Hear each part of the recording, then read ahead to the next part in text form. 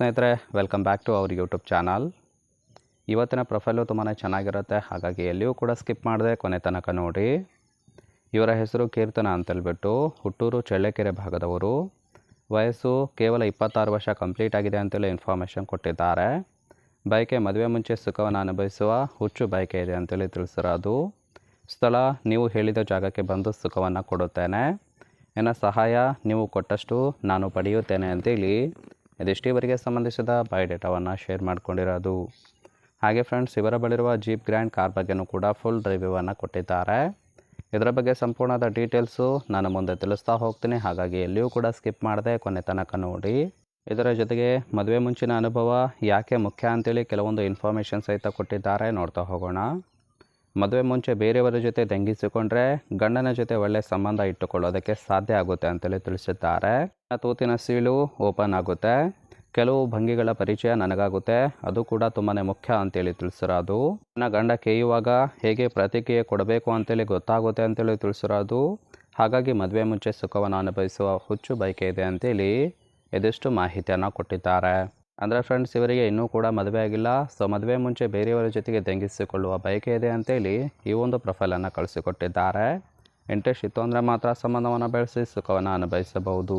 ಈ ಥರ ಹುಡುಗರಿಗೆ ಕೊಡುವ ಭರವಸೆ ಕೊಡುತ್ತೇನೆ ಅಂತೇಳಿ ಇವರಿಗೆ ಸದ್ಯಕ್ಕೆ ಬೇಕಾಗಿರುವ ಗಂಡಿನ ಗುಣಗಳ ಬಗ್ಗೆನೂ ಕೂಡ ಇವರೇ ಖುದ್ದಾಗಿ ಕೊಟ್ಟಿರೋದು. ಮೊದಲನೇದು, ಒಳ್ಳೆ ವಿದ್ಯಾವಂತ ಆಗಿರಬೇಕು, ಹಾಗಿದ್ರೆ ಅರ್ಥ ಮಾಡಿಕೊಂಡು ಸುಖವನ್ನು ಕೊಡುತ್ತಾರೆ ಅಂತೇಳಿ ತಿಳಿಸಿದ್ದಾರೆ. ಸೊ ಕೇವಲ ಅನುಭವಕ್ಕೋಸ್ಕರ ಸಂಬಂಧ ಬೇಕು ಅಂತೇಳಿ ಎಕ್ಸ್ಪೆಕ್ಟೇಷನ್ ಮಾಡಿರೋದು. ಕೇಯುವ ಕೆಲವು ಭಂಗಿಗಳನ್ನು ಮಾಡುವ ವಿಡಿಯೋಗಳಲ್ಲಿ ನೋಡಿಕೊಂಡು ಬರಬೇಕು, ಹಾಗಿದ್ರೆ ಮಾತ್ರ ಸುಖವನ್ನು ಕೊಡುತ್ತೇನೆ ಅಂತೇಳಿ ಭರವಸೆಯನ್ನು ಕೊಟ್ಟಿದ್ದಾರೆ.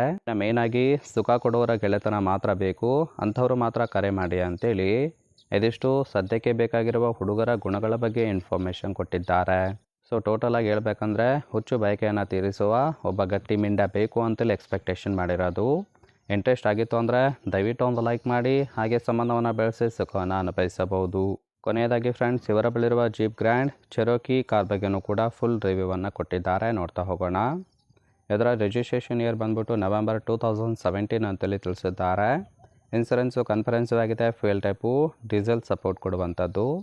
ಸೀಟಿಂಗ್ ಕೆಪಾಸಿಟಿ 5 ಜನ ಕಂಫರ್ಟಬಲ್ ಆಗಿ ಕೂತ್ಕೊಳ್ಬೋದು. ಕಿಲೋಮೀಟರ್ ಡ್ರೈವನು 53,000 ಕಿಲೋಮೀಟರ್ ರನ್ ಆಗಿದೆ. RTO ಬೆಂಗಳೂರು ಅಂತೇಳಿ ತಿಳಿಸಿದ್ದಾರೆ. ಓನರ್ಶಿಪ್ಪು ಇವರು ಸೆಕೆಂಡ್ ಓನರ್ ಆಗಿರೋದು, ಅಂದರೆ ಈ ಒಂದು ಕಾರನ್ನು ಸೆಕೆಂಡ್ ಹ್ಯಾಂಡಲ್ಲಿ ಬೈ ಮಾಡಿರೋದು. ಇಂಜಿನ್ ಡಿಸ್ಪ್ಲೇಸ್ಮೆಂಟು 2998 cc ಅಂತೇಳಿ ಮಾಹಿತಿಯನ್ನು ಕೊಟ್ಟಿದ್ದಾರೆ. ಸೊ ಲೆಫ್ಟ್ ಸೈಡ್ ನೋಡ್ತಾ ಇರ್ಬೋದು, ಇನ್ನರ್ ಲುಕ್ ಆಗಿರುತ್ತೆ. ಸುಮಾರು ವರ್ಷ ಆಗಿದ್ದರೂ ಕೂಡ ಈ ಒಂದು ಕಾರನ್ನು ಚೆನ್ನಾಗಿ ಮೇಂಟೈನ್ ಕೂಡ ಮಾಡಿದ್ದಾರೆ.